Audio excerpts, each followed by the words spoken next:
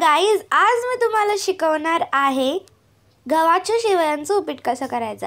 त्याच्यासाठी आपण शेवया घेतल्यात, शेंगदाणे घेतलेत, 2 कांदे, 2 टोमॅटो आणि कढीपत्ता।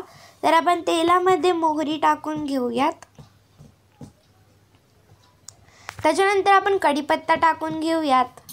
त्याच्यानंतर आपण टाकूयात कांदा।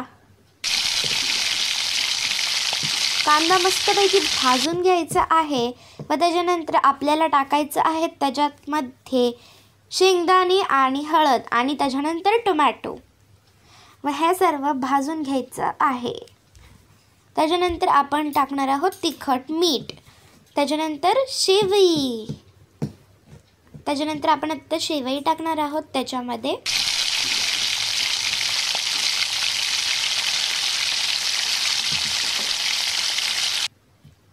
तर तुम्ही बघू शकता आपल्याला ह्याला मिक्स करून घ्यायचं आहे आणि आपलं उपीट आहे रेडी।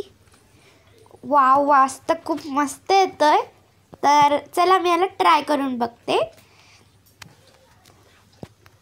असं मस्त झणझणीत उपीट आपलं तयार आहे आणि जानूलाही खूप आवडलेलं आहे। तर व्हिडिओ आवडला असेल तर लाईक, शेअर आणि सबस्क्राईब करायला नक्की विसरू नका। तोपर्यंतसाठी tata, bye bye bye bye.